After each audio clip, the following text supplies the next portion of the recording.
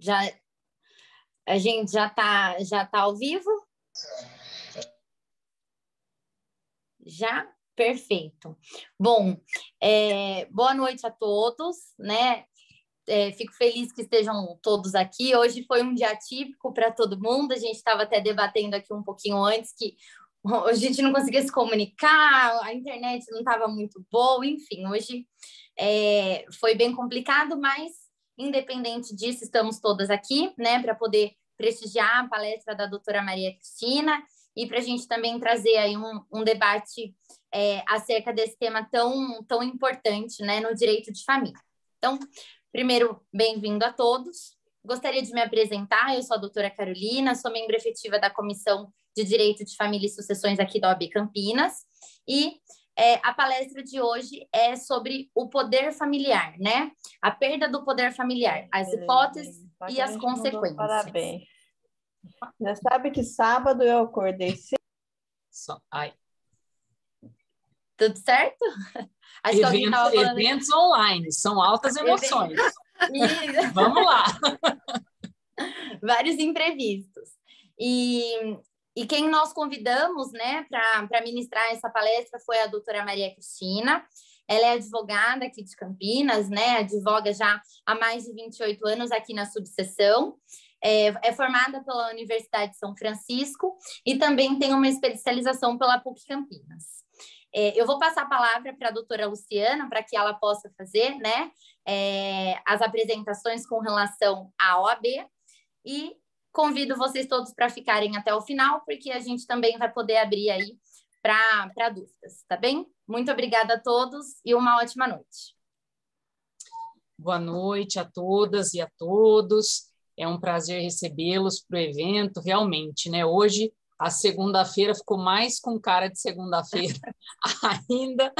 Os problemas foram um pouco potencializados, mas agradecer a presença de vocês. Eu acho que realmente, eu costumo dizer em vários eventos que as comissões temáticas, elas nos ajudam demais, elas promovem eventos para discussões de temas que com certeza nós não conseguiríamos, né, mesmo estando em 5 pessoas, eu, o Daniel, o Ivan, o Paulo, o Cláudio, nós não conseguiríamos abranger tantos temas, tantas discussões como conseguimos fazer em função do trabalho das comissões temáticas. Então, agradecer a vocês pelas conduções dos trabalhos, pelos temas escolhidos. A gente sabe, né, o quanto, às vezes, é difícil para a gente organizar, ver com o palestrante, data, horário.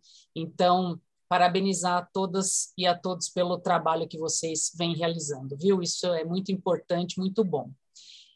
Eu gostaria também de agradecer aos nossos colaboradores, né? Geralmente quem conduz aí os eventos virtuais com a gente são a Carolina, a Andressa, a Beatriz e a Miriam. Agradecer a elas por todo esse suporte, né? Por esse apoio. Falávamos um pouquinho aqui antes, a gente, por mais que a gente esteja já habituado, né? Às vezes brincamos com a Carolina, porque falamos ela já é, né, da geração que está mais acostumada com o computador, mas falávamos que mesmo assim, né, são tantas coisas para a gente se adaptar, tantas novidades, realmente as mudanças são muito rápidas, né? Então, se a gente não tivesse esse apoio de vocês, meninas, com certeza a gente não conseguiria realizar os eventos aí com a maestria que nós realizamos, né? Agradecer ao AB São Paulo. Hoje foi o João Paulo que abriu a sala para a gente. Acho que nós preferiríamos, lógico, estar presencialmente, poder falarmos, né? Eu acho que toda advogada, todo advogado gosta desse contato, mas agradecer ao AB São Paulo, pelo menos por essa oportunidade de termos aí os links para realizar os eventos virtualmente e conseguimos caminhar, né? Eu acho que isso que foi importante. Ainda que virtualmente a gente se encontrar, a gente conseguir debater os temas, realizar os eventos, né? Mesmo que virtualmente. Então, agradecer à OAB São Paulo, agradecer à doutora Maria Cristina a disponibilidade, são temas assim muito importantes, né? Eu acho que especialmente essa é uma preocupação que cresce realmente a título de responsabilidade, né, para os genitores. Então, um tema super atual, muito importante, com várias vertentes aí para serem discutidas, que eu tenho certeza que ela vai abranger também com, né, vai falar com competência, com maestria também. E gostaria de pedir uma licença para vocês. Nós fizemos aí a campanha que valoriza a questão das prerrogativas dos advogados, das advogadas, e nós temos em cada um nós publicamos nas redes sociais, mas temos feito nos eventos também, pedido, né, aí a oportunidade para poder passar o vídeo institucional para vocês. Então, vou pedir para que as meninas nos auxiliem para rodar o vídeo, e a gente volta já já. Prerrogativa não é direito, é garantia. É garantia da sociedade, da cidadã e do cidadão. O livre exercício da advocacia é uma garantia a advogadas e advogados de poder defender os direitos da sociedade. A OAB Campinas trabalha de forma intransigente na proteção e defesa das prerrogativas profissionais. Trabalho mantido de forma remota ou presencial, atendemos, diligenciamos, instruímos e relatamos casos para dar todo o suporte necessário ao dia a dia dos profissionais. OAB Campinas, por uma advocacia forte e valorizada.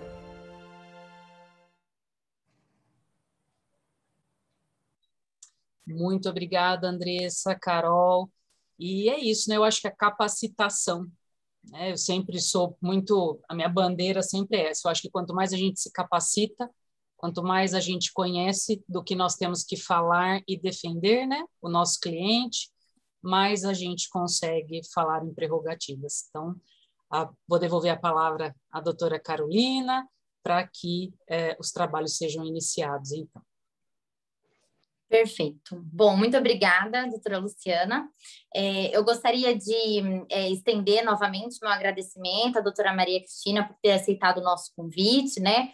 Por, apesar da loucura que foi o dia de hoje, a gente conseguir se organizar e está todo mundo aqui compromissado, né? A fim da gente aprimorar cada vez mais os nossos estudos, porque, por mais que seja um tema que muita gente conheça, enfim, é sempre bom a gente se atualizar, principalmente nesse momento em que nós estamos, que são, como a doutora Luciana bem disse, é um tema muito recorrente, muito atual, né?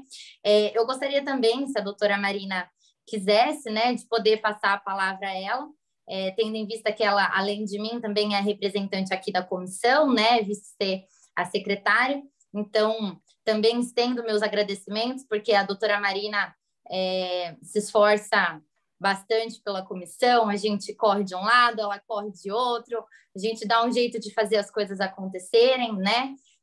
São tempos efetivamente difíceis, a gente acabou até na nossa comissão, né, tendo uma situação não muito feliz e eu fico feliz de poder contar com vocês, com pessoas tão competentes e com tanta vontade de fazer a gente para frente.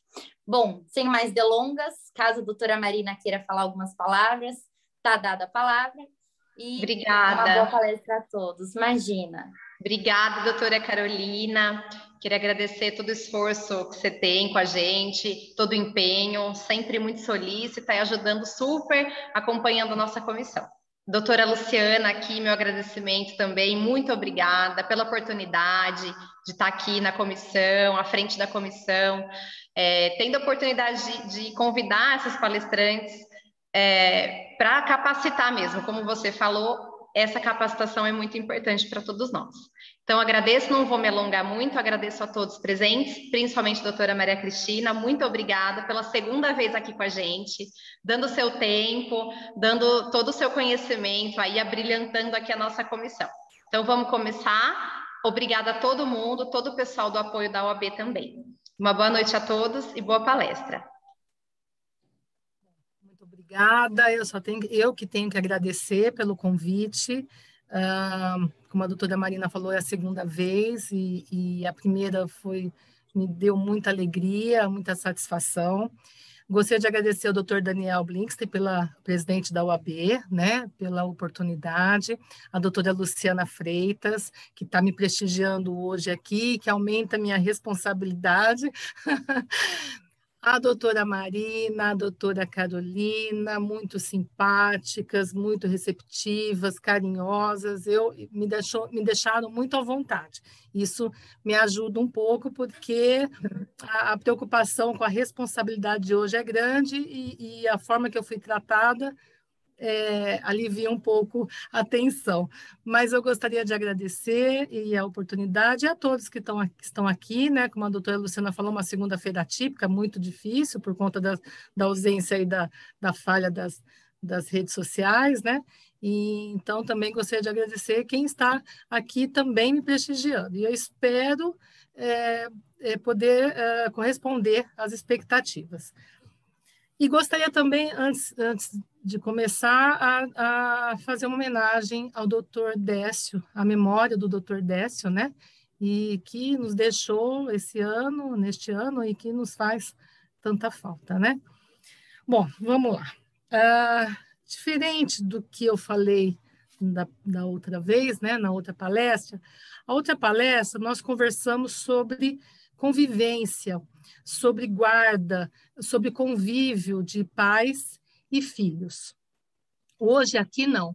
Hoje, nós vamos falar sobre o afastamento. O afastamento dos pais, né, ou do pai ou da mãe com seus filhos. É um tema mais árduo, é um tema mais difícil, e então nós vamos falar hoje de situações graves, né? Porque para ter uma perda familiar é porque antes houve uma situação grave. A sociedade, o judiciário, o Estado, ninguém quer afastar os filhos dos pais, né? Mas há casos que infelizmente acontecem e nos deixa tristes, né? Tristes e também, de uma certa forma, com culpa, porque a perda familiar, ela, além do ato criminoso praticado pelos pais, ele muitas vezes faz parte também, ele é decorrente de omissão do Estado e da sociedade. E isso mais à frente, a gente vai abordar e pensar um pouco sobre todo esse panorama, né, dessa situação. Da outra vez, eu falei sobre guarda como forma de convivência, né, de pais e filhos. Então, a guarda compartilhada, a guarda unilateral, outras formas não previstas em lei, mas mesmo assim aplicadas, a guarda nidal, né? Agora, hoje não. Hoje nós vamos falar de um tema mais duro, como eu falei, mais árduo, que é a extinção, né, ou a suspensão, a perda do poder familiar. Eu vou ter que ler um artigo, o 227, para a gente dar início aqui à nossa palestra. Eu não vou ficar lendo artigos, talvez o 1638 eu tenha que ler, né? Mas eu vou precisar ler esse artigo, mas não vai ser corriqueiro aqui na minha apresentação. Eu acho que o artigo 227 é o ponto de partida. Então, o artigo 227 da Constituição prevê: é dever da família, da sociedade e do Estado assegurar à criança e ao adolescente a alimentação, educação, lazer, profissionalização, cultura, dignidade, respeito, liberdade, convivência familiar e comunitária, além de colocá-lo a salvo de toda forma de negligência, discriminação, exploração, violência, crueldade e opressão. Como eu falei também na outra oportunidade, a guarda, o direito à convivência, ele está inserido dentro do poder familiar. A guarda é um dos direitos e deveres, dos pais com seus filhos.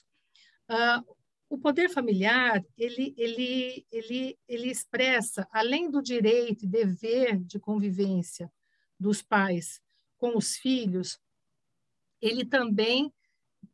os pais também têm um encargo de tudo isso que eu li aqui no artigo 227 da Constituição, que é o dever de sustento, o afeto, a proteção à saúde física e psíquica do filho. Antes da Constituição, o poder familiar, ele, no Código de 1916, eu acho que quem assistiu outra palestra vai lembrar, o poder familiar era só do pai. Isso no Código de 1916. O pai é que tinha o pátrio poder, até era esse o nome, pátrio poder. Até que com o Estatuto da Mulher Casada, em 1962, foi alterado para o pai e para a mãe, mas a mãe era colaboradora, só cooperava, era o pai que tinha o pátrio poder. E a mãe colaborava com o pai. E na dúvida, na divergência, o juiz decidia. Por fim, com a Constituição de 1988, os dois, os pais, né, não apenas um, né, eles detêm o encargo e o direito do poder familiar. Veio a Constituição, depois o Estatuto da Criança e do Adolescente em 1990 e, por fim, o Código de 2002. Se a gente for ver, essa questão do poder familiar em condições iguais para os pais é com a Constituição de 1988. Então, a gente, se for ver, não está falando de um tempo tão longe assim, né? Tão longínquo. A obrigação, como eu falei, está dentro, o encargo dos pais com relação ao poder familiar, ele se refere, como eu falei, à saúde, às escolhas sobre saúde, às escolhas sobre escola, a formação moral, a formação religiosa, a companhia com quem os filhos estão acompanhados, aonde os filhos vão, a proteção da imagem dos filhos. E hoje a gente tem uma questão também que é a questão tecnológica, né? Nós temos as redes sociais, né? Então, existe também a obrigação dos pais em acompanhar e os filhos com relação a essas redes sociais. E aí a gente vai entrar em outro debate, que é até onde a obrigação dos pais, o dever dos pais com relação a essas redes sociais e a privacidade dos filhos. Porque, por exemplo, um filho pode abrir uma conta no Instagram e ofender ou fazer algo que prejudique terceiro, né? Então, até onde os pais, até onde chega esse dever dos pais da fiscalização também com relação a essa questão tecnológica. Então, essa é uma outra questão que surge também com as mudanças, como a gente está falando aqui hoje, da falha, né, que teve com relação a algumas redes sociais.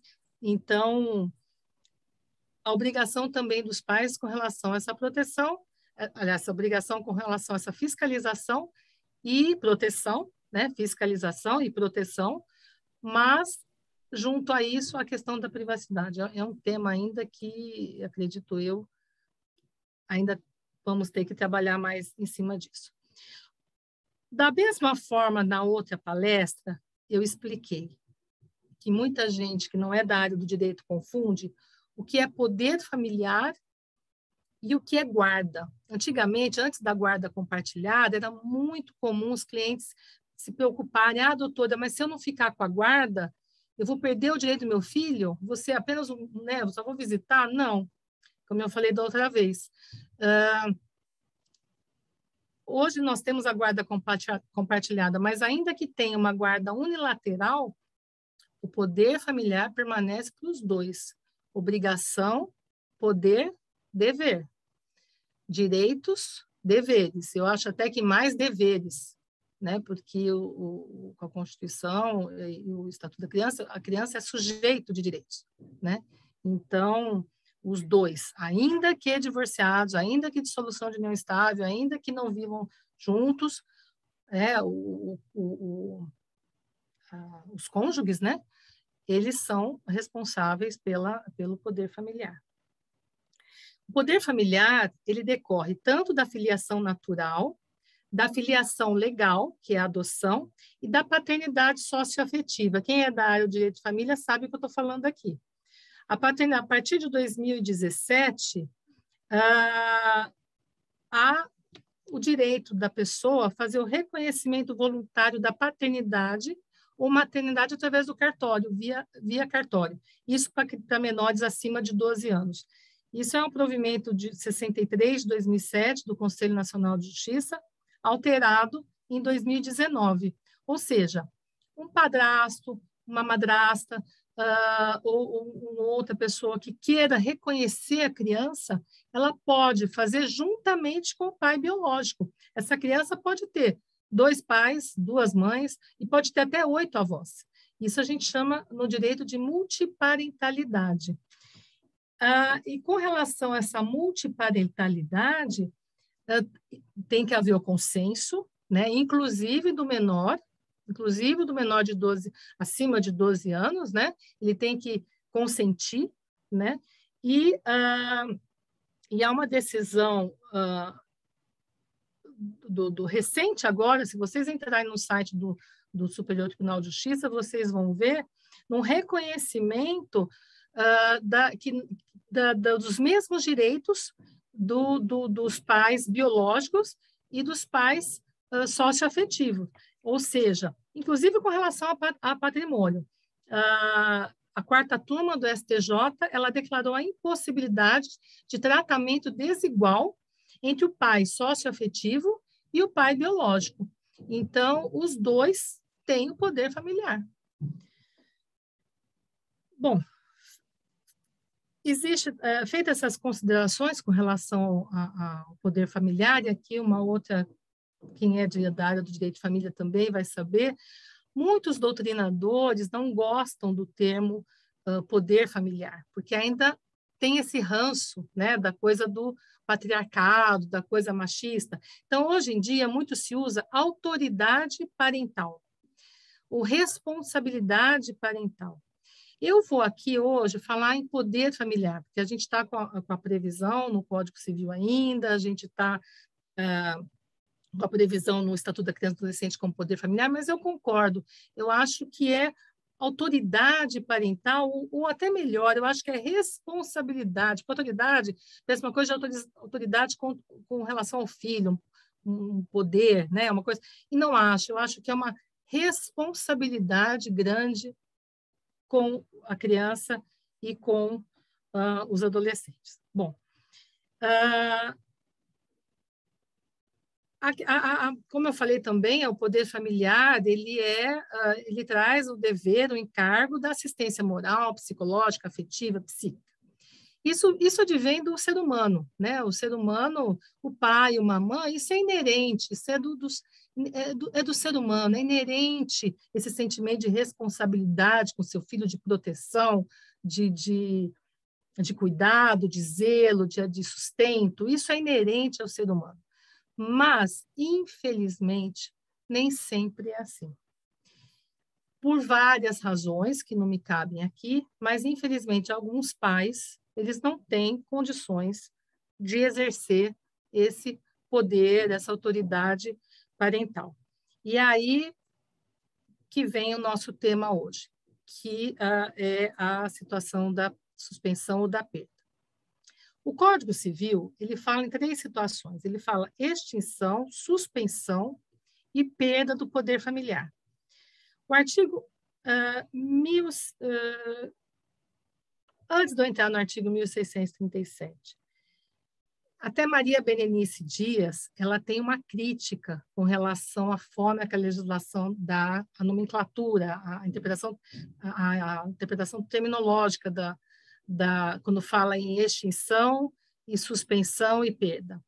Ela entende que extinção, porque o Código ele insere a perda e a suspensão dentro do capítulo de extinção, mas ela entende que suspensão e perda é sanção. Extinção é um caso de morte, como eu vou falar aqui, emancipação. Eu concordo também, porque a extinção ela pode ocorrer com a morte, né? Não há um ato grave dos pais, né? Então esse pai ou esse filho perde, né, o poder familiar com a morte.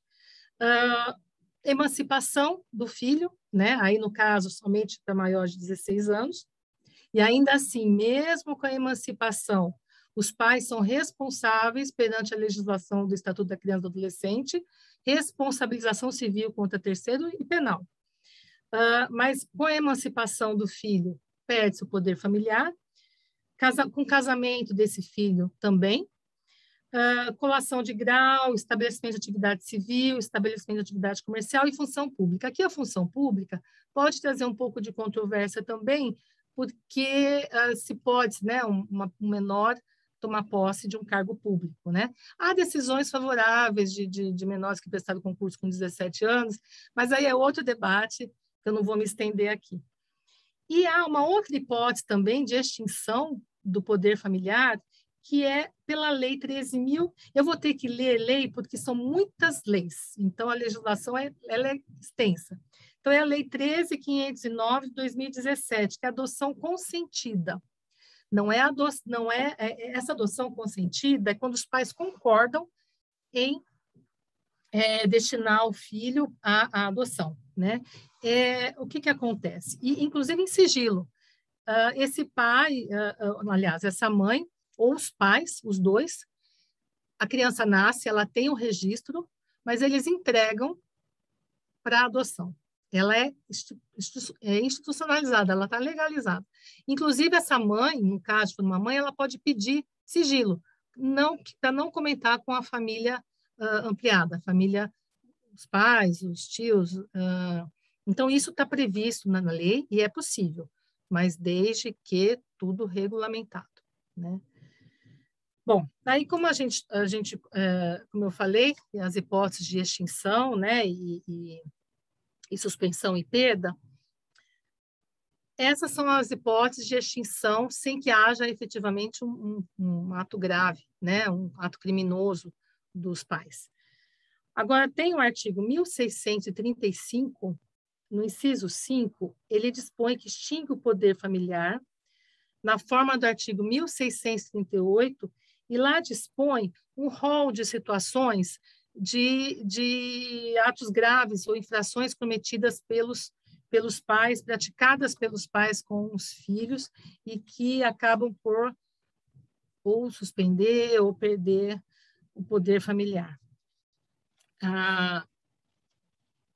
E aqui o Superior Tribunal de Justiça, ele entende que as sanções, né, como a Maria Benício fala, que são sanções aplicadas, que muito mais que sanções, elas são providências a favor do menor. É o Estado protegendo, mais do que punir os pais, é proteger os filhos.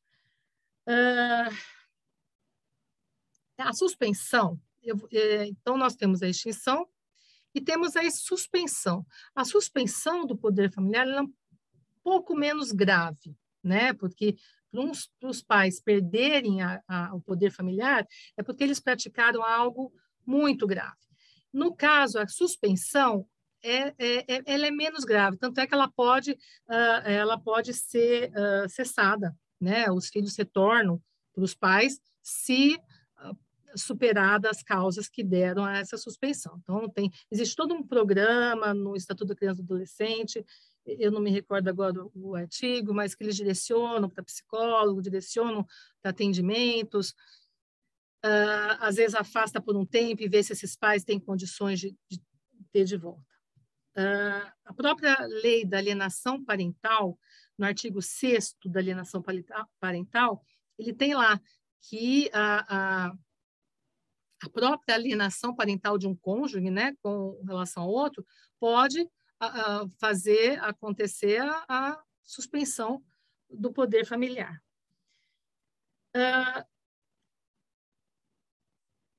Há uma outra situação também de suspensão quando há abandono digital também é uma outra questão, né? Quando esse filho fica exposto, né, a pedófilos, fica exposto e não há o cuidado com dos pais com esses filhos, né?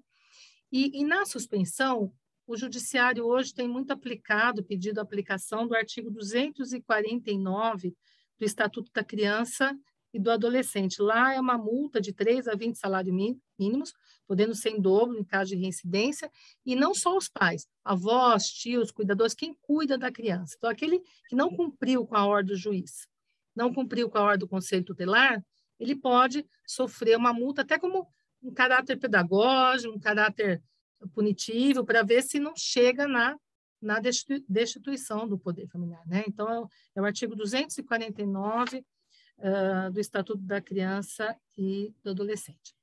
Ainda falando com relação à suspensão, o artigo 1637, que é o artigo que se refere à suspensão, ele tem um parágrafo único que ele diz que o pai, né, ou a mãe, que tenha sido penalizado com regime fechado, com condenação acima de 2 anos, suspende. Mas a jurisprudência e os doutrinadores, os juristas entendem, e eu concordo que esse artigo está revogado com a lei, eu preciso ler aqui, 12.962 de 2014, porque incluiu essa lei 12.962 de 2014, ela incluiu o artigo 19, parágrafo 4º, do Estatuto da Criança e do Adolescente, para prever o direito dos pais privados de liberdade de ter a garantia de convivência com os filhos. Claro, aí, desde que não seja crimes contra o filho ou contra o cônjuge, né?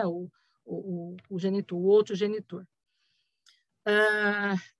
E uma outra questão também com relação à suspensão, que muita gente acha que a falta do cumprimento de pensão alimentícia poderia dar ensejo. Não. O artigo 23, se não me engano, do Estatuto da Criança e do Adolescente, ele prevê expressamente que o descumprimento da pensão alimentícia não dá ensejo à suspensão do poder familiar. Bom, aqui eu vou falar mais um pouco, mais à frente, sobre a questão da extinção, da suspensão do poder familiar, né? Então, eu acho que deixei claro, a suspensão ela é menos grave, ela pode ser revertida, né? Ela pode ser com relação a apenas um filho. Vamos supor, esse pai tem 4 filhos, mas um dos filhos que ele não cumpriu o dever, por exemplo, não administrou bem os bens desse filho. Então, ele perde o poder familiar com relação a esse filho, mas mantém. Inclusive, ele pode só perder determinada obrigação. Por exemplo, ele deixa de administrar os bens, mas ele continua escolhendo escola, alimentação, então ele não perde totalmente, né? Então, por isso que eu comentei que ela é menos grave. Agora, infelizmente, nós chegamos na situação da perda mesmo, né? Da destituição do poder familiar. E aí eu vou ler o artigo e eu vou comentar um pouco cada inciso. Então, o artigo 1638 do Código Civil, ele dispõe: perderá por ato judicial o poder familiar o pai ou a mãe que, inciso 1, castigar imoderadamente o filho. Bom, aqui tem outra lei, chamada a Lei 13.014, de 2014. Ela incluiu os artigos 18A e 18B no Estatuto da Criança e do Adolescente, que é a Lei da Palmada, a chamada Lei da Palmada, ou Lei do Menino Bernardo. Essa lei, ela proíbe o castigo físico, o tratamento cruel ou degradante, humilhação à criança e ao adolescente. Então, a maioria da jurisprudência, da doutrina, a doutrina pacífica, que está revogado, é castigar imoderado, não, nem leve, nem moderado, nem imoderado, não pode haver castigo. Então, esse inciso estaria revogado por conta dessa lei 13.014. Não pode, seja leve, seja moderado, não é para haver castigo. Essa lei, a Lei 13.014, ela prevê sanções também não somente aos pais, mas à família ampliada, às pessoas encarregadas de cuidar, inclusive agentes públicos, escola, executores de medidas socioeducativas. Ainda assim, há uma crítica na doutrina que ela não foi tão severa, que ela deveria ter punições mais graves. Mas hoje tem um projeto de lei aprovado no Congresso, que é a Lei Henry, e ela foi para o Senado, né? Então, essa lei ela endurece um pouco a pena e também amplia a penalidade às pessoas que não denunciam os atos de violência contra as crianças. E aí a gente volta na questão da sociedade, né? Da responsabilidade e da sociedade. Essa lei do menino Bernardo, eu me lembro que eu acompanhei, assim, a gente acompanha indignada, né? Acho que é a mínima palavra que eu tenho hoje para dizer, mas esse menino, para vocês terem uma ideia, me parece que é no Rio Grande do Sul, ele vivia em estado de abandono. Era um menino de classe rica, né? Classe alta, o pai médico, e ele vivia em estado de abandono físico, abandono moral, ele não tinha chave da casa, ele ia para escolas maltrapilho, ele ia para a escola sem levar lanche, uma vizinha que o acolhia de vez em quando, a madrasta o ofendia, ele avisou a família que ele iria ser morto. Ele foi ao judiciário, ele mesmo, uma criança de 11 anos, foi buscar no judiciário, ele queria falar com o juiz. E aí o guarda, não sei quem lá do fórum, falou, não, você tem que procurar o conselho. Não, mas eu quero falar com o juiz. E ele foi até o juiz e falou, eu quero mudar de família. O juiz tomou a termo, eu sei que procurou o Ministério Público, mas algo falhou, porque acabou com a consequência trágica, com a morte do menino. E a condenação, e eu estou podendo falar aqui porque houve a condenação das pessoas que foram responsáveis, uma delas o pai. Então, é uma situação, não houve denúncia, né, efetiva, né? Eu acho uma questão também importante para a gente pensar, que a gente pensa, talvez não houve uma denúncia efetiva de todos, por medo, né? E aí, o que a gente pode fazer com relação às testemunhas, né? Que elas possam ir testemunhar, não só denunciar anonimamente, testemunhar mesmo, né? E os empregados, que a gente vê casos aí na televisão, as babás, né, que não falam nada. Mas por quê? Porque o receio, né? Porque a gente sabe que a nossa legislação não dá proteção devida para essas pessoas. Então, é uma situação também que para a gente pensar, né? Como sociedade, pensar. E aí depois o inciso 2, passado o inciso 1, inciso 2, deixar o filho em abandono. Aqui, abandono material, o abandono intelectual, não matriculá-lo na escola, né? As sanções previstas também no Código Penal, artigo 245, 246, e ainda a responsabilização civil. O inciso 3, praticar atos contrários à moral e aos bons costumes, né? Deixar ou conviver no ambiente promíscuo, né? Com prostituição, drogas e jogos. O inciso 4, incidir reiteradamente nas faltas previstas no artigo antecedente. O inciso 5, entregar de forma irregular o filho a terceiros para fins de adoção. Aqui também esse inciso é uma questão controvertida e complexa. Quem é da área de família está cansado de ouvir adoção à brasileira, né? Ou adoção intuito personae, né? A adoção brasileira, para quem não é do direito está assistindo aqui, é quando a mãe, né, entrega o filho a uma pessoa e essa pessoa não passa pela lista lá, os requisitos do cadastro de adoção, né? Então não passa por lá, entrega para uma pessoa que conhece e essa pessoa registra como seu esse filho. E aí o que é comum acontecer? Passado um tempo, alguém denuncia, o Ministério Público entra com a ação, e aí quando o Ministério Público entra com a ação por uma denúncia, essa criança já criou um vínculo com essa família, né? Já teve um vínculo, e a adoção brasileira não é ilegal, e aí houve muitas decisões de tirar a criança desse lar. Então, imagina, uma mãe desesperada conhece uma pessoa, eu não posso ter esse filho, você é uma pessoa boa, eu vou deixar meu filho com você. Passado um tempo, essa pessoa vai lá e registra. Passado um tempo, alguém denuncia o Ministério Público da Educação e pede a destituição, pede a nulidade do registro. E aí essa criança vai para um abrigo, sai, já tem lá uma formação familiar e sai e vai para o abrigo. O STJ, em muitas decisões, reconhece essa adoção brasileira. Deixa essa criança com a família, por quê? Porque é o prol do menor, o melhor interesse do menor. Foi irregular? Foi irregular. Mas hoje, passado um tempo, já criado o vínculo, é muito melhor que ele fique com essa família do que ele vá para o abrigo. Agora, tudo tem, cada caso é um caso, porque há situações realmente de venda, há situações de vulnerabilidade dessa criança ir para tráfico de crianças para o exterior, que a gente não sabe nem o que acontece lá no exterior. Então, realmente tem dois lados à crítica, né? O lado que é contrária por conta disso, né? Porque expõe um risco grande, porque nem sempre essa mãe deixa com alguém conhecido, né? Burla aquele cadastro da adoção e tantos pais esperando receber um filho, receber uma criança que fica lá na fila, né? Mas ao lado contrário é isso que eu falei. Tem um lado também, quem defende isso. Eu de uma certa forma defendo desde que tenha boa fé e desde que tenha demonstrado a boa fé e demonstrado o bem-estar da criança.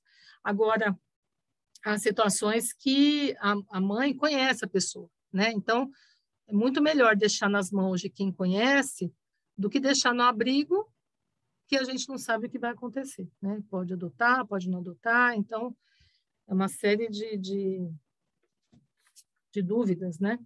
E agora também há na doutrina muitos doutrinadores que falam que já existe na lei a adoção brasileira permitida, como no caso de quem tem a guarda legal ou é tutor de uma criança com mais de 3 anos. É possível pedir a adoção. E também tem um outro artigo, se não me engano, 46. Depois, se alguém se interessar, eu posso passar, eu acho que eu não anotei aqui. 45 e parágrafo 1º do artigo 166 do Estatuto da Criança e do Adolescente. Também, eles entendem que também prevêem a possibilidade da adoção brasileira. Eu, modestamente, como eu falei, eu acho que realmente, se for de boa fé, se já criado vínculo, se for pessoa idônea, eu acho que nada justifica tirar essa criança e mandar para um abrigo. Na minha opinião, nada justifica. Agora, ainda mais que a gente sabe que muitos abrigos têm uma situação precária, né? Essas crianças ficam em situações precárias. Eu agora, esses dias, vi uma notícia num abrigo, não me lembro agora que cidade, uma menina de 9 anos que estava no abrigo, os pais tinham perdido, os pais estavam com a suspensão do poder familiar, até que na suspensão, os pais podem visitar. Eu também esqueci de falar isso. Desde que a suspensão não tenha sido, né, algo nada, não expõe a criança, eles podem visitar e continua também com a obrigação de alimentos, na suspensão. Agora, houve um fato que essa criança estava... não havia destituição, os pais tinham suspendido o poder familiar, estavam fazendo aquele programa de orientação aos pais, né? E essa criança de 9 anos foi estuprada por um menino de 13 no abrigo. Então, e tem situações mais tristes que eu não vou trazer hoje, que o tema já é tão pesado, né? E a gente vai falar disso, fica mais ainda. Então, tudo isso eu acho que tem que ser pensado, né? No mínimo, pensado e fazer, né? Bom, então vamos lá. Aí, ainda com relação à perda do poder familiar, existe a gente está falando de violências graves, né? Existe agora, foi incluído pela Lei 13.715 de 2018, novas hipóteses de perda de poder familiar. E aqui eu vou ter que ler. Ele incluiu um parágrafo único no artigo 1638, essa Lei 13.715 de 2018, que trata de violência doméstica e familiar, ela incluiu um parágrafo único que dispõe que perderá também por ato judicial, aqui eu vou ter que ler, o poder familiar aquele que, inciso 1, praticar contra outrem, igualmente titular do mesmo poder familiar, homicídio, feminicídio ou lesão corporal de natureza grave ou seguida de morte, quando se tratar de crime doloso, envolvendo violência doméstica e familiar, ou menosprezo, ou discriminação à condição da mulher, estupro ou outro crime contra a dignidade sexual sujeito à pena de reclusão, praticar contra filho, filha ou outro descendente, homicídio, feminicídio, lesão corporal, aí repete, o inciso B, a linha B, estupro de vulnerável, ou outro crime contra a dignidade sexual sujeito a pena de reclusão. A Lei Maria da Penha, ela também traz, a lei é de 2006, né? A lei da Maria, ela já trazia situações em que comportamento agressivo ou manipulador, que possa caracterizar como violência doméstica, ela também pode ensejar a suspensão ou a destituição do poder familiar. O artigo 22 da Lei Maria da Penha, ela fala, constatada a prática de violência doméstica e familiar contra a mulher, nos termos da lei, o juiz poderá aplicar de imediato ao agressor, em conjunto ou separadamente, as seguintes medidas protetivas de urgência, entre outras: restrição ou suspensão de visitas aos dependentes menores ou vida equipe de atendimento multidisciplinar ou serviço similar. Bom, então a gente vê que tem uma vasta legislação, né? Nós temos a legislação, nosso país tem a legislação, e então, para garantir e proteger os nossos menores, né?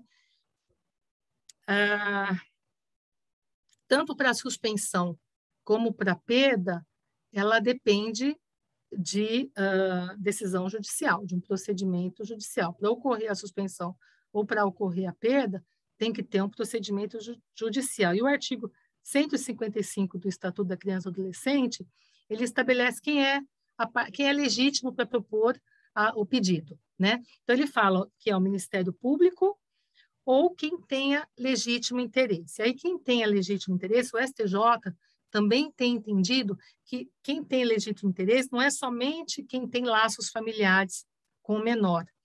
Pode também quem não tem, mas que tem interesse.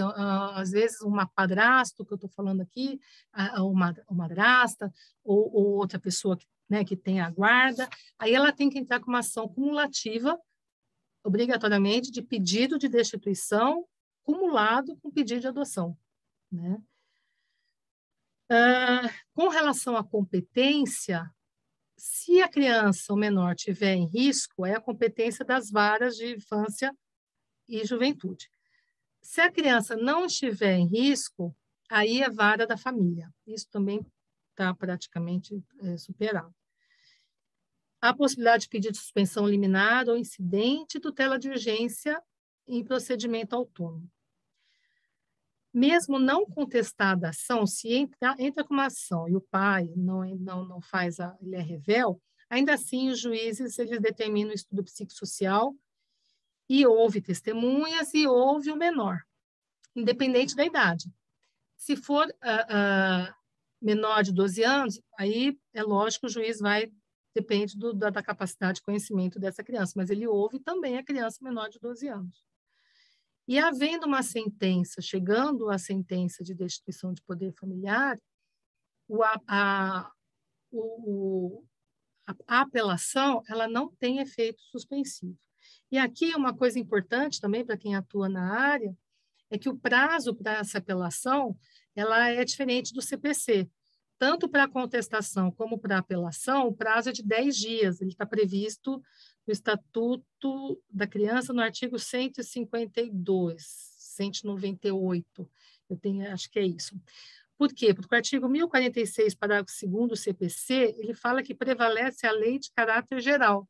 Então, nós temos uma lei que é o Estatuto da Criança e do Adolescente. Lá prevê o prazo de 10 dias, né? Tanto para contestação como para apelação.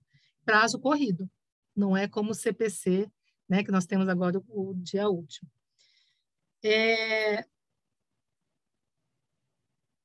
O prazo para a conclusão do processo é de 120 dias, podendo ser prorrogado por mais 120 dias. Só que a gente sabe, né, que isso não acontece. Um processo desse dura anos, pode durar 6, pode durar até 10 anos, né? E aí há situações que o adolescente pode até pedir uma responsabilização do Estado por não cumprimento desse prazo por perda de uma chance. Porque você imagina você ficar 9, 10 anos dentro do abrigo, já está grande, e aí? Né? Então, há uma possibilidade da responsabilidade do Estado por perda de uma chance. Aí nós falamos aqui eu tentei resumir até por conta do nosso tempo, né? Além de árduo, é amplo o nosso assunto. Então, eu tentei resumir um pouco, que me desculpem, né, superficialmente, mas o que é o poder familiar, a extinção, suspensão, destituição, os procedimentos judiciais de uma forma muito, né, superficial por conta do tempo. Mas e aí? E depois, se vier uma ação de destituição de poder familiar, o que acontece com essa criança? Para onde ela vai? Com quem ela fica? Né? Se for os dois, né? Porque se for um que perdeu, fica o poder familiar e passa integralmente para o outro. Mas e se for os dois? Né? Se os dois perderem o poder familiar, ou esse filho só tinha um pai ou uma mãe, o que acontece, né? Aí a nossa legislação, ela tem 3 situações: a guarda, a tutela e a adoção.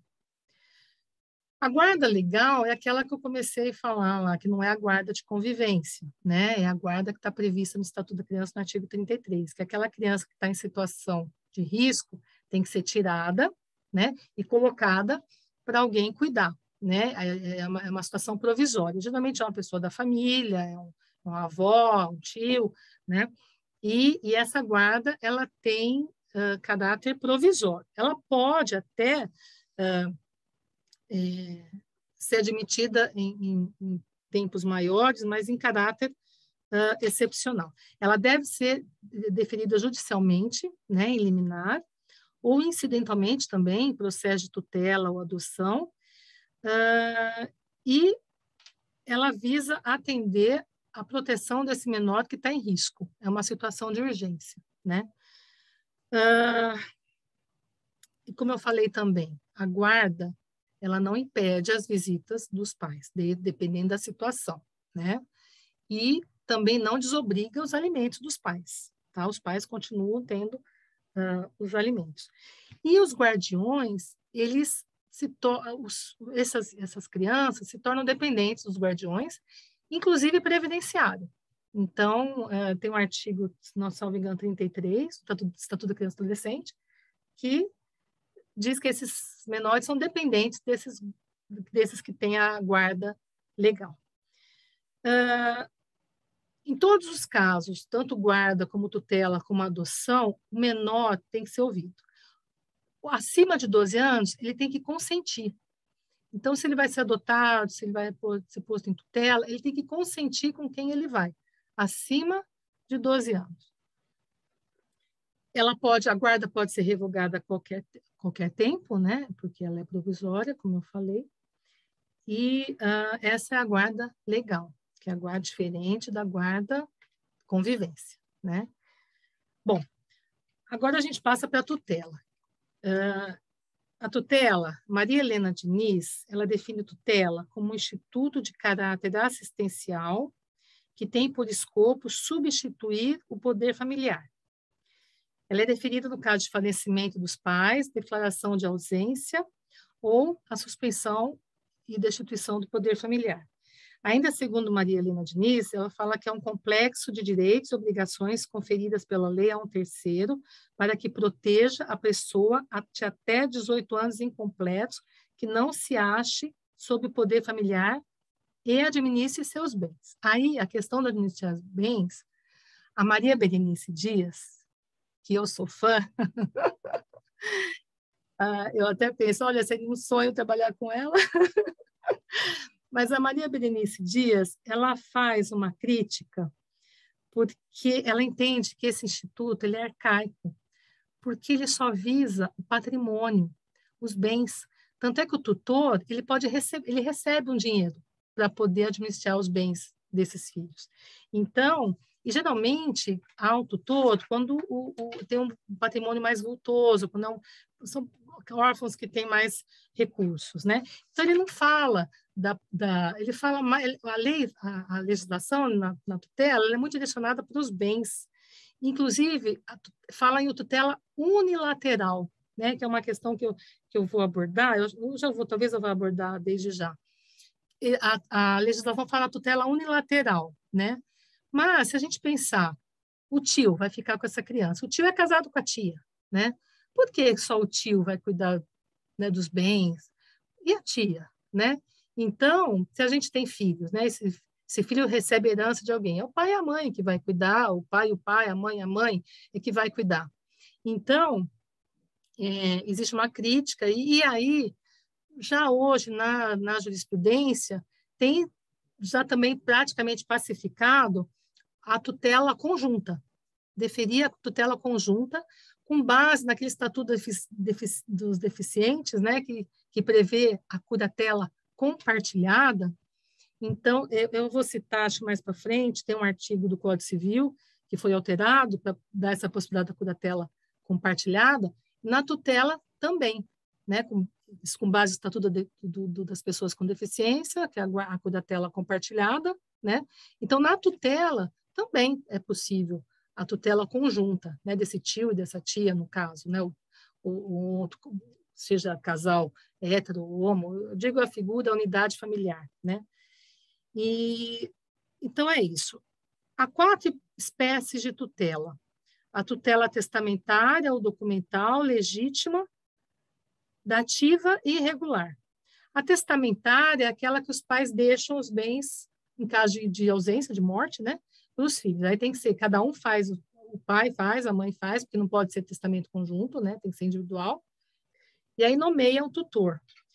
A legítima é quando os pais não deixaram ninguém, e aí o juiz vai pela consanguinidade, é o caso do tio, da tia, né, que eu falei agora. A dativa, quando não tem ninguém, não tem parente, o juiz nomeia a pessoa idônea. E a irregular é a pessoa que administra o bem sem regularização judicial, jurídica nenhuma, né? A tutela, ela é similar ao poder familiar, mas não é idêntica, né? Porque, como a gente está vendo, o tutor recebe por poder administrar os bens. E tem um prazo de 2 anos, podendo ser prorrogado. Há na legislação motivos, quem não pode, porque não é porque o pai também nomeou o filho, se o juiz achar que aquela pessoa é para o bem da criança, sim. Se o juiz achar que o pai nomeou, mas o filho não é bom, não será. Então, por exemplo, há casos que não podem, por exemplo, o inimigo dos pais, devedores da criança, dos bens, né? Existe um rol lá, se hoje a gente for tratar disso, eu vou passar, e tem muita coisa para eu falar ainda. Então, existe lá um rol de situações. Uma formação importante, que eu acho interessante para quem é advogado, né? É que o pai ou a mãe, ele pode estabelecer no testamento um curador especial. Então, vamos supor, isso acontece muito com casais divorciados. Então, um casal, né, infelizmente, tem casais divorciados e casais divorciados, mas um casal que ainda tem aquela animosidade e o cônjuge não confia no ex-cônjuge, né, no divorciado. E aí ele faz um testamento, fala, se eu morrer, eu quero nomear aquela pessoa como curador. Então, o pai, vamos supor, a mãe morre. O pai continua tendo o poder familiar, só que quem vai administrar os bens é aquele curador que a mãe fez o testamento. Isso está previsto no artigo... Ai, agora, hein? Bom, eu passo mais para frente. Bom, a tutela conjunta está no 1775, inciso A, da Lei 13.146 de 2014, que é o Estatuto das Pessoas com Deficiência, que admite a curatela compartilhada, né?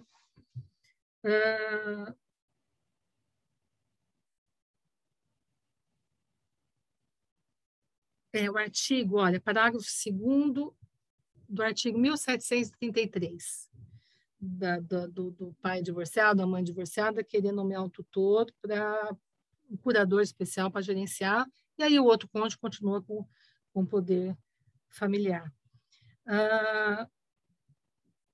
Não há na lei previsão para que o padrasto ou a madrasta tenha que ser nomeado tutor, porque o artigo 1737 prevê que quem não é parente não é obrigado, tá?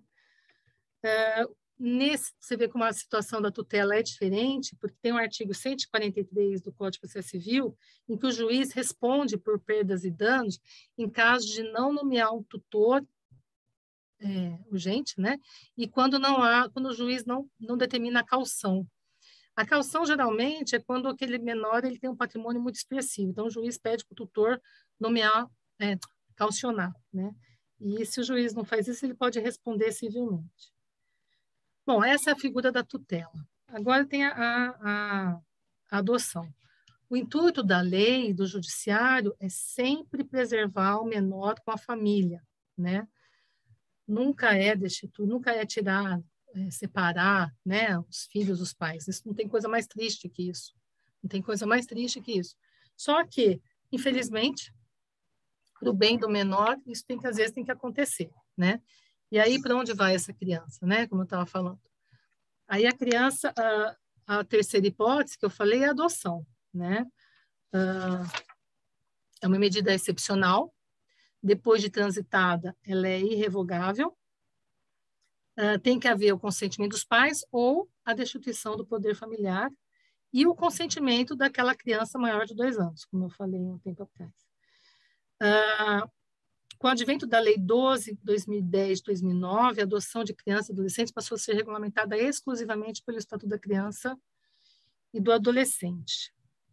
E os filhos, de acordo com o artigo 41, também têm os mesmos filhos adotivos, têm os mesmos direitos que os filhos naturais. Os vínculos são os mesmos, cria-se um parentesco civil, né? Esse filho adotado perde o vínculo com a família biológica, cria-se com a família adotiva. Os filhos do filho adotivo serão netos desses pais adotivos, né? E toda a família ampliada, mas os pais adotivos não são parentes dos irmãos biológicos do adotado. Há a possibilidade de adoção por madrasta, padrasto, mas não há possibilidade de adoção por avó, adoção avoenga, nem por tios. Apesar de que, por se tratar do artigo 227, que é a proteção da criança, o interesse maior é da criança, há decisões atípicas, específicas do STJ. Teve um caso que eu li em que o tribunal, o STJ reformou, acho que uma decisão do tribunal, e concordou com a adoção dos avós, mas era uma situação atípica, porque a menina tinha engravidado muito nova, ela era criança ainda, era uma menina incapaz por conta do trauma que sofreu, e a criança que nasceu dela chamava os avós de pais. Então, nessa situação, o tribunal reconheceu a adoção avoenga. Mas a crítica com relação a isso, primeiro, porque pode haver intenção de fraude, né? Fraude previdenciário e fraude sucessório, e a outra é porque a questão psicológica, né? Cada família tem o seu espaço, o seu lugar, a sua identidade, né? Para não haver, para haver, aí os psicólogos vão falar melhor que eu, né? Mas existe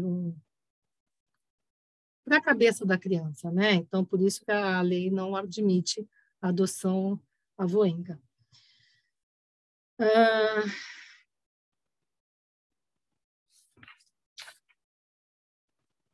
Tem uma situação também chamada apadrinhamento, né? Esse apadrinhamento, até um tempo atrás eu vi na televisão uma moça que faz isso, recebe na casa dela essas crianças. São crianças que difíceis de adotar, né, que terão mais dificuldade de adotar, e aí essas pessoas recebem essas crianças, né, e dão uma dignidade, né, dão casa, comida, afeto, alimento. Também há uma crítica porque é provisório, né, não é definitivo. O apadrinhamento eles não adotam, né? Então, às vezes não, né? Mas, então, e há uma crítica também que quem faz o apadrinhamento, não, quem vai, uma proibição, agora eu não me recordo, quem faz o cadastro do apadrinhamento não pode estar no cadastro da adoção, então, existe ainda muita discussão com relação a isso. Mas o apadrinhamento é uma situação provisória, né? É com a estrutura do Estado, uma família recebe essa criança provisoriamente, dá o afeto, dá o carinho, dá o sustento com a ajuda do Estado, mas não é adoção. Bom, falamos em adoção, né? Mas existe uma situação triste e que não tem na lei um nome, mas que acontece, infelizmente, que é a chamada desadoção. De acordo com o Estatuto da Criança, transitar em julgado, a adoção é revogável. Só que, pasmem, há situações que eu também, acho que esses dias saiu no site do STJ, acho que foi esses dias, que um casal foi condenado a pagar dano moral e verificar se essa menor vai precisar o processo vai voltar para analisar depois a necessidade de pensão. Na verdade, foi uma destituição do poder familiar da adoção. O casal era um homem, uma mulher de 55 anos e um homem mais velho, de 70 anos, adotaram uma menina. Passado muitos anos, acho que 8 anos, 8, 9 anos, quando ela estava com 13, eles devolveram para o abrigo. E, pasmem, não tinha outro jeito, porque o melhor era a criança voltar para o abrigo, porque ela estava sendo maltratada e aquele casal não tinha mais condições de cuidar da criança, não queria aceitar telefonema. Ela até tentou ligar para os pais, uma reaproximação, eles não queriam atender telefonema. Então, para o melhor dela, foi voltar. Então, quer dizer, foi um segundo abandono, né? E aí, nesse caso, o STJ condenou, né, por danos morais, óbvio, né? Eu achei o valor muito pequeno. E também para ver se, apesar dela ter atingido a maioridade durante o processo, para ver se havia necessidade dos alimentos, né? Então, existe também isso da questão da desadoção. A lei também não prevê da ação de restituição do poder familiar, né? Vamos supor, aquele pai que perdeu o poder familiar, transitou em julgado, ele pode, ou a mãe, né, reverter isso? Pode também. Desde que não tenha tido a adoção, né, transitado em julgado, ele pode, sim, tentar buscar isso. Por quê?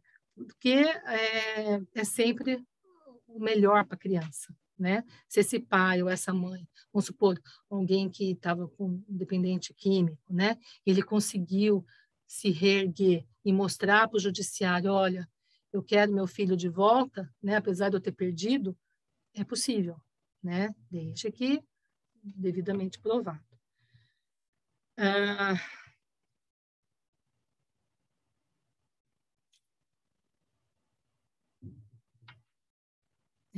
Vamos lá.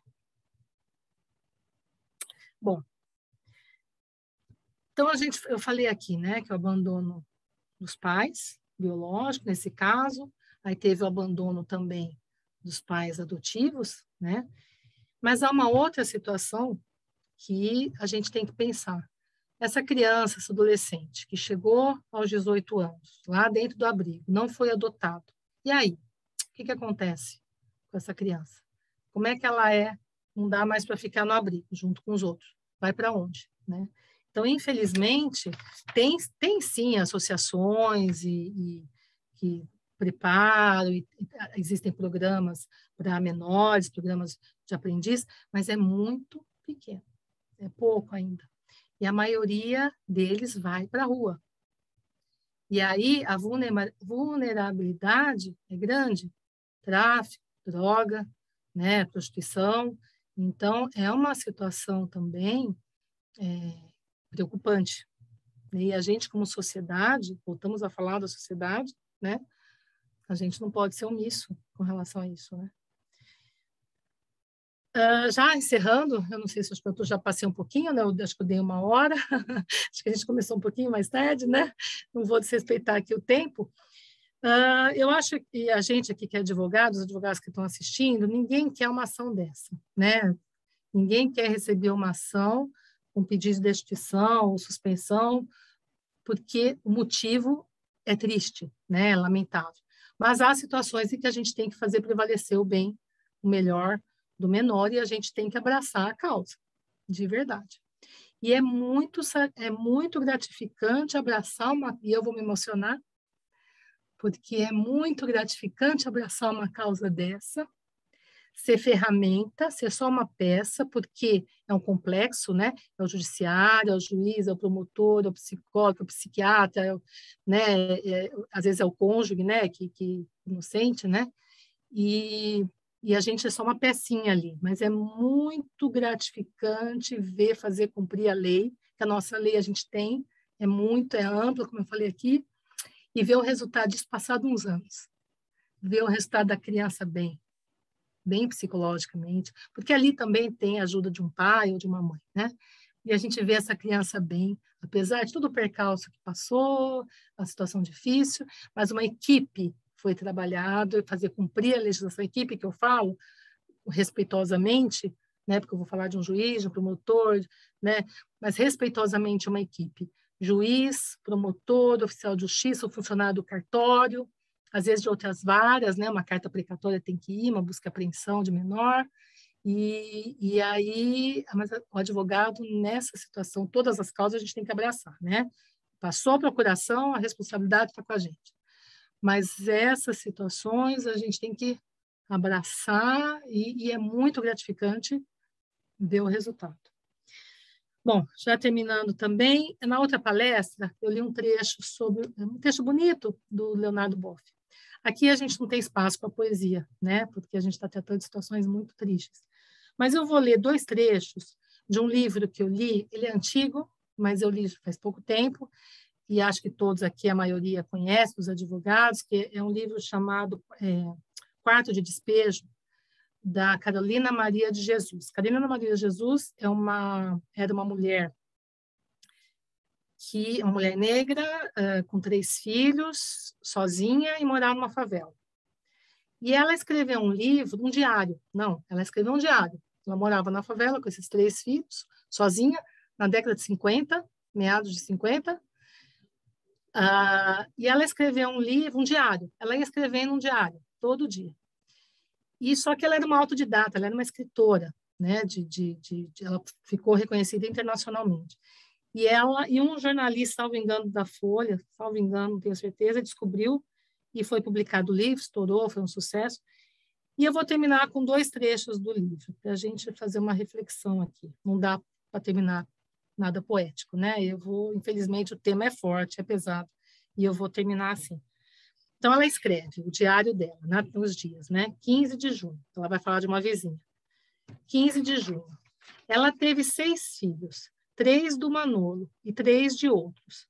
Ela teve um menino que podia estar com 4 anos, mas um dia eles embriagaram e brigaram e lutaram dentro de casa.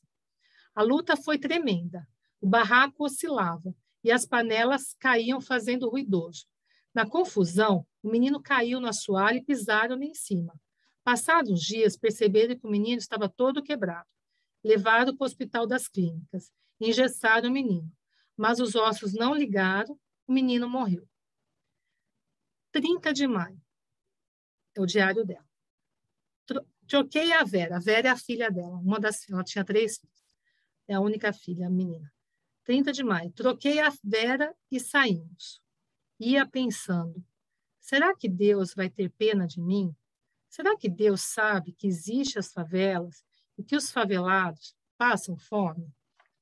É isso, gente. Por hoje, eu acho que era o que eu tinha para expor, respeitando o horário que me deram.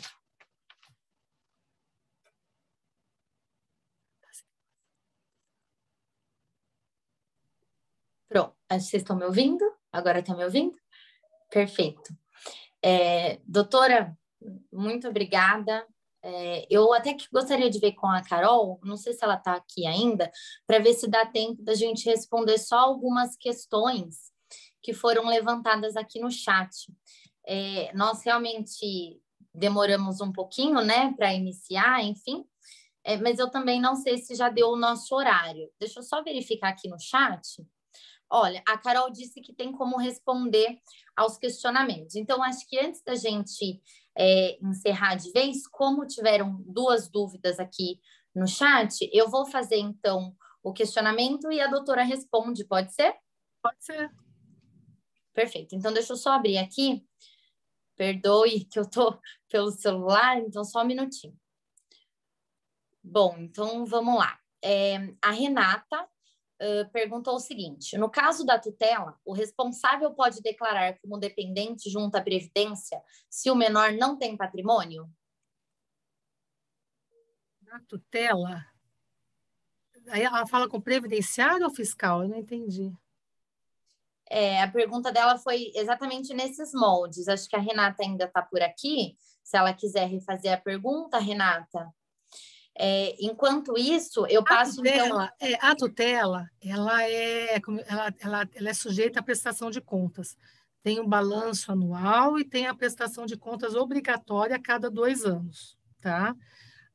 Agora, essa dependência que ela está falando, eu não sei se vai para uma esfera fiscal, previdenciária, daí eu já não posso dizer. Tá. Aqui teve uma outra pergunta também, que na verdade seria quase uma outra palestra, né? Mas é importante a gente mencionar.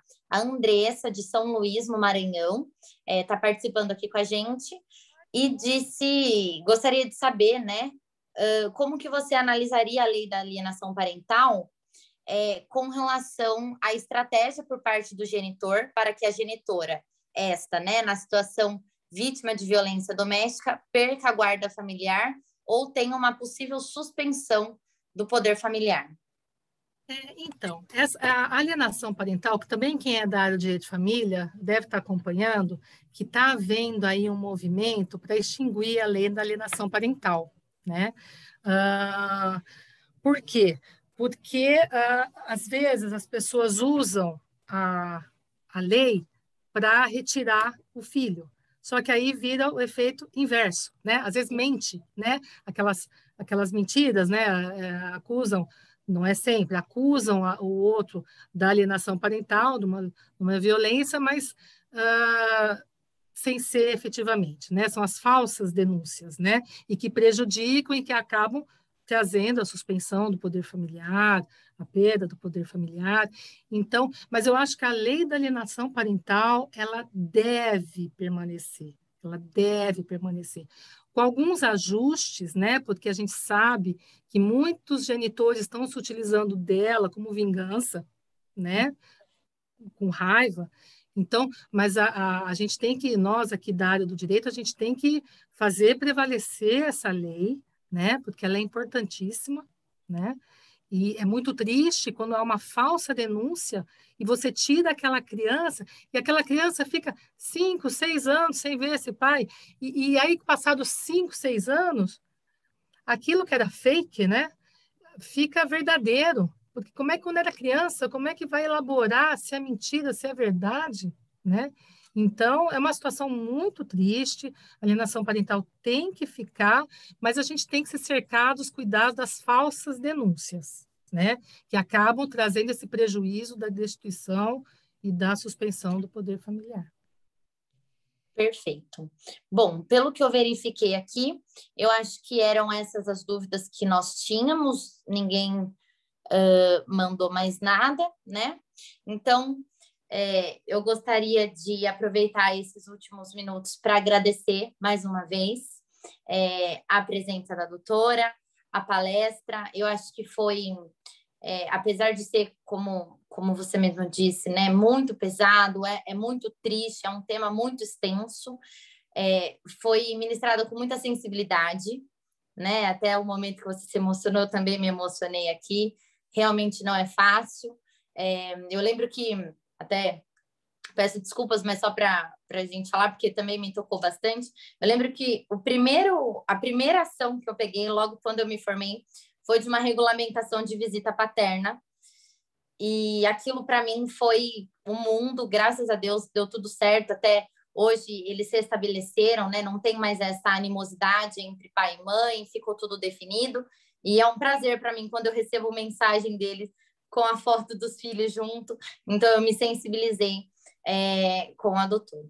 Mas eu gostaria de agradecer, foi muito bem explicado, né? É um tema difícil, a gente poderia ficar horas aqui falando sobre isso, porque tem muita coisa, muita dúvida, né? Mas foi ótimo. Agradeço a todos que estavam aqui presentes e passo novamente a palavra para a doutora, para que a doutora possa se despedir, e já fica o convite para uma próxima, né? E que venham, se Deus quiser, mais outras oportunidades para que a gente possa conversar e aprender. Eu saio daqui enriquecida essa noite. Muito obrigada, doutora, e muito obrigada a todos. Agradeço, como eu falei, né? Vocês estão dispensando aí uma segunda-feira atípica, cansativa, né? E estão aqui me ouvindo e a responsabilidade fica maior. Só tenho a agradecer e me traz muito contentamento fazer isso, porque, como eu falei, são esses debates que a gente vai fazendo um país melhor, uma sociedade melhor. A gente está falando aqui de tema de criança, nós somos responsáveis também. Eu sou mãe, e eu acho o tema não é um direito previsto em lei, é um direito sagrado, né, das crianças e dos adolescentes. Então, eu fico sempre à disposição. Muito obrigada.